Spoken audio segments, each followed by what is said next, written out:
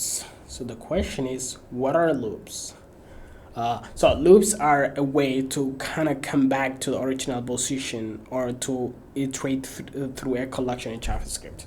So we're gonna learn two different kind of loops: for loop and while loop. So let's start with while loop. So let's say I have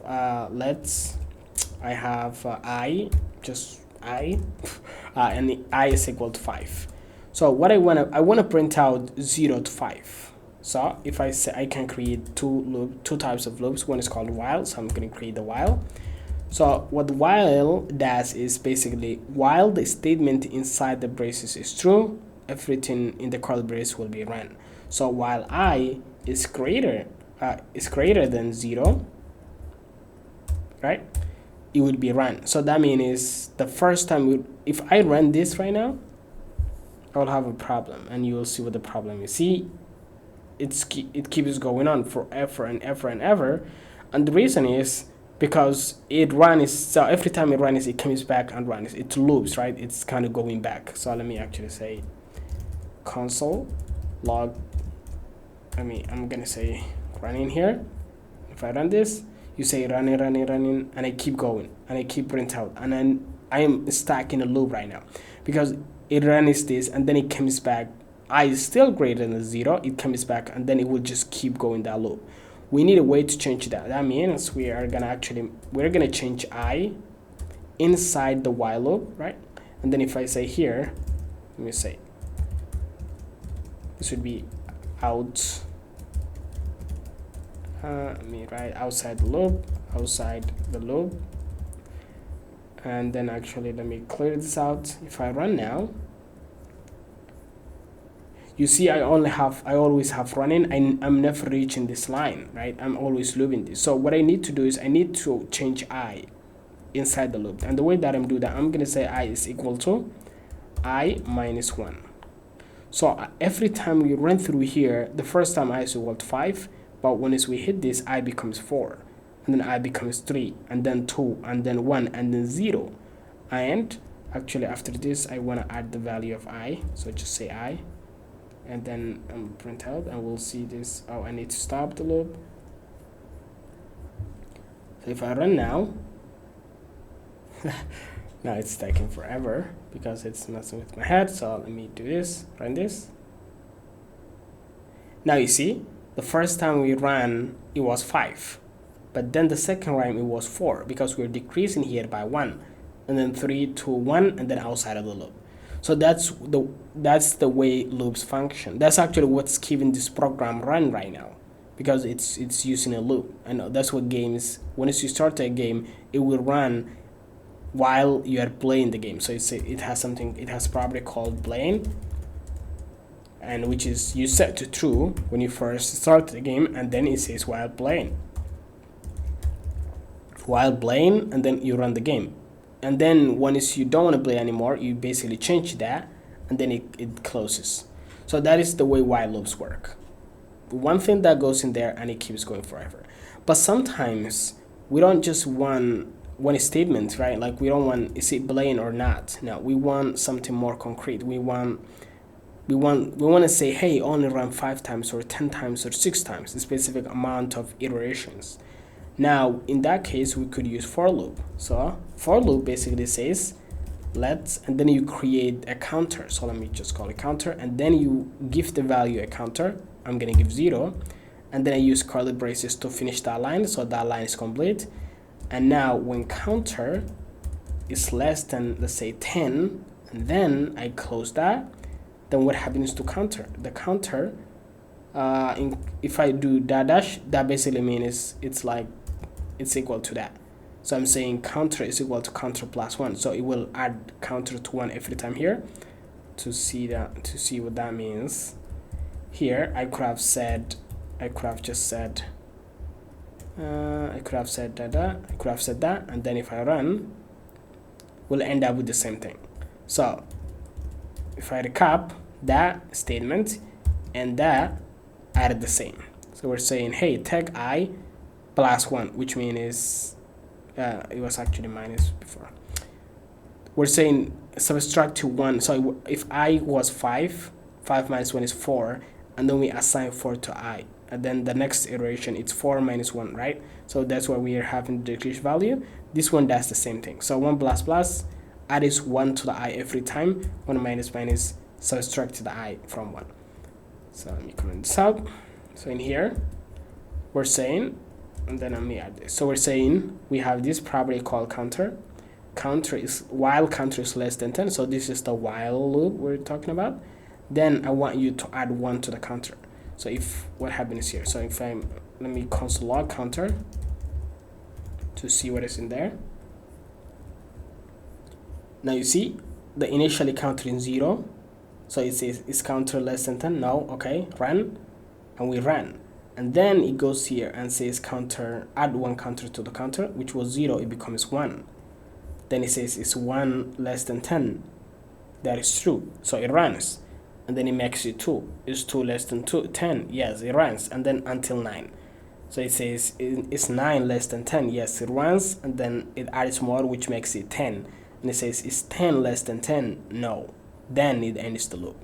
So for loop basically lets you manipulate this. And now that gives you a lot of powers. Now let me write an example here. So I'm gonna actually comment everything. Let's say I have an array of names here. As we have we learned about arrays in another class. So we have John, we have Da, we have Omar, and we have Ali. And what I wanna print out the names. So what I can do is I can use for loop. So let's people use I instead of counter. I stands for index. The index is the position of items. So you can say let I equal to 0. I is less than. Now I need to know the length of this. So I don't want to hit the length, right? Let's say what is the length? 0, 1, 2, 3. So the length would be 4 actually. We have 4 items in here. But we have 4 items, but we have 3 positions. We have 0 position, 1 position, 2 position, and 3 position. So here, to get the length of the list or the array, I use the length property. Then I'm just gonna plus plus. So here what I'm doing is I'm saying make the index 0. So we start from position 0. While I is less than the length, which means while I is 0, 1, 2, and 3, but not 4. Because we don't have a position 4. We start from 0. And then every time increment that. So let me say console log. I want to console log 2 things. So names. I want to console log the position of the item that fills that position, which means we need to pass the position, the index. I'm just gonna pass I, and then what I'm gonna do here, I'm gonna have an empty space. Actually, I want to print out just that in that case, and then in here I want to print out empty space, and after the empty I want to print out I. So if I run this, so actually I want to do the other way around to be more clear. So let me do this, run the code. So here if you see the I is 0 initially, so we have I is 0. So we said, hey name, give me the position that is at 0 because I is 0. That is John. John is the 0 position. We start counting from 0. So we have John. Then after we finish reading this, I incremented itself by 1. So now I is equal to 1. Now we said is 1 less than the length, which is 4. So yes, it's less than. So we said print out the 1, which we printed out. Then we said give me the item that is in position 1, which is Do. So we have Do.